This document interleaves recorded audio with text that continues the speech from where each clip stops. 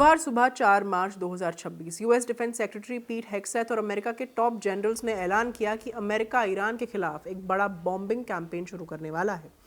इसी अनाउंसमेंट के दौरान हेग्सेथ ने अमेरिका द्वारा ईरान पर ग्रेविटी बॉम्ब्स गिराने की बात भी कही। उन्होंने दावा किया कि पिछले 4 दिनों में ईरान का एयर डिफेंस सिस्टम काफी हद तक कमजोर हो चुका है, इसीलिए अब अमेरिकी सेना 500 पाउंड, 1000 पाउंड और 2000 पाउंड के प्रेसिशन ग्रेविटी बॉम्ब्स इस्तेमाल करना शुरू करेगी। इस घोषणा को अमेरिका की मिलिट्री स्ट्रैटेजी में एक बड़ा बदलाव माना जा रहा है। इसका मतलब है कि अब अमेरिका पहले की तरह दूर से दागे जाने वाले सेफ स्टैंड ऑफ हथियारों पर कम निर्भर रहेगा और उनकी जगह सीधे एयरक्राफ्ट से गिराए जाने वाले बमों से हमला करेगा। ग्रेविटी बॉम्ब से पहले स्टैंड ऑफ वेपन्स को भी आसान भाषा में समझ लेते हैं। ये ऐसे हथियार होते हैं जिनकी मदद से कोई सेना बहुत दूर से ही दुश्मन पर हमला कर सकती है। इसका सीधा सा मतलब है दुश्मन पर वार करो लेकिन उसकी पहुंच से बाहर रहो। मॉडर्न वॉरफेयर में किसी टारगेट के बिल्कुल पास जाकर हमला करना बेहद खतरनाक हो सकता है, क्योंकि वहां radar system, air defence missiles और एंटी एयरक्राफ्ट हथियार तैनात होते हैं। स्टैंड ऑफ हथियार इस खतरे को कम कर देते हैं, क्योंकि इन्हें टारगेट से अच्छी खासी दूरी से लॉन्च किया जाता है, कई बार तो सैकड़ों किलोमीटर दूर से। ऐसे स्टैंड ऑफ हथियार आमतौर पर मिसाइल्स, ग्लाइड बॉम्ब्स या ड्रोन्स होते हैं। इन्हें fighter jets, bombers, ships, submarines या जमीन से चलने वाले लॉन्चर से दागा जा सकता है। एक बार लॉन्च होने के बाद ये हथियार खुद ही रास्ता तय करते हैं। इसके लिए इनमें जीपीएस, रडार, इंफ्रारेड सेंसर या टेरेन मैचिंग टेक्नोलॉजी लगी होती है, जो इन्हें सीधे टारगेट तक पहुंचने में मदद करती है। फॉर एग्जांपल, कोई फाइटर जेट 200 से 500 किलोमीटर दूर से स्टैंड ऑफ मिसाइल दाग सकता है और तुरंत सेफ दिशा में लौट सकता है। इसके बाद भी वो मिसाइल अपने आप उड़ते हुए दुश्मन के रडार स्टेशन, एयरबेस, बंकर या कमांड सेंटर को नष्ट कर सकती है। इसी खासियत की वजह से आज के मॉडर्न हवाई युद्ध में स्टैंड ऑफ हथियार बेहद महत्वपूर्ण बन गए हैं, खासकर उन कॉन्फ्लिक्ट्स में जहां देश अपने पायलट्स और महंगे लड़ाकू विमानों को नुकसान से बचाते हुए भी सटीक हमले करना चाहता है। ग्रेविटी बम, जिन्हें पहले फ्री फॉल बम भी कहा जाता था, एक ऐसा बम होता है जिसमें कोई इंजन नहीं होता। ये एक सादा बम है जो ग्रेविटी के चलते जमीन की तरफ आता है। हाँ, इसे रिलीज करने वाले एयरक्राफ्ट की स्पीड, ऑल्टीट्यूड और डायरेक्शन का फायदा जरूर मिलता है। इनका सबसे बड़ा फायदा है कि ये गाइडेड बॉम्ब या मिसाइल की तुलना में बहुत सस्ते होते हैं। इन्हें बहुत तेजी से मास प्रोड्यूस किया जा सकता है और बिना बहुत सोचे फायर किया जा सकता है। नाम से भले ये सेकेंड वर्ल्ड वॉर के पुराने हथियारों जैसा लगे, लेकिन असल में इसके मॉडर्न और बेहद प्रिसाइज वर्जन्स आज भी यूएस एयरफोर्स के सबसे ज्यादा इस्तेमाल होने वाले हथियारों में शामिल हैं। 21वीं सेंचुरी की शुरुआत से ही इन ग्रेविटी बॉम्ब्स का बड़े पैमाने पर इस्तेमाल इराक, अफगानिस्तान और सीरिया, खासकर ISIS Islamic state of Iraq and Syria के खिलाफ अभियानों में हुआ। इसी तरह इजराइल ने भी इन्हें गजा और लेबनान में इस्तेमाल किया।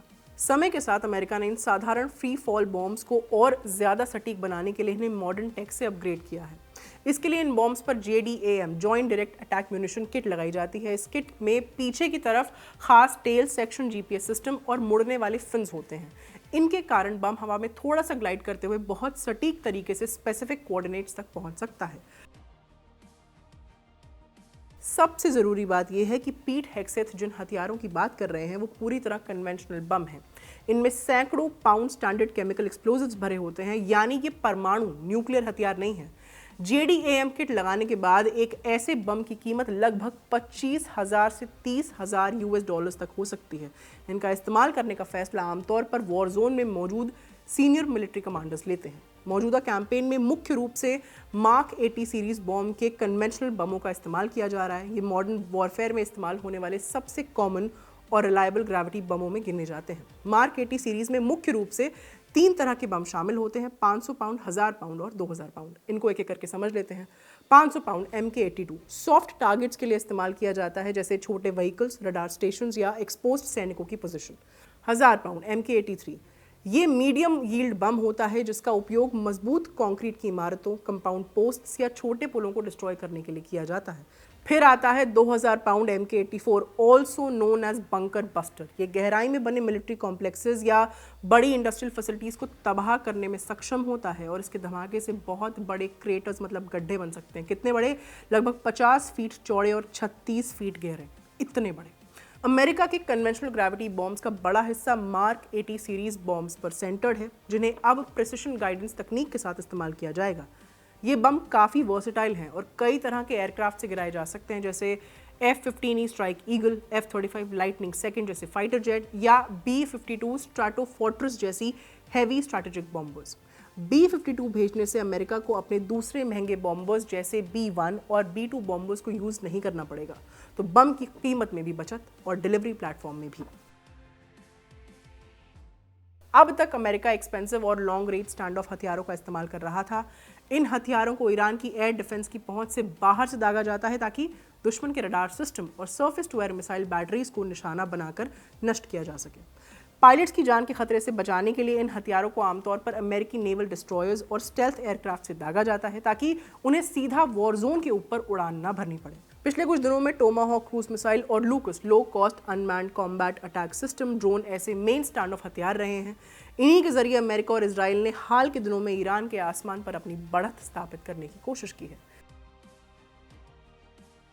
दूर से दागे जाने वाली स्टैंड ऑफ मिसाइलों से हटकर साधारण ग्रेविटी बॉम्ब्स की तरफ जाने का फैसला असल में खर्च और जोखिम के बीच बैलेंस का मामला है।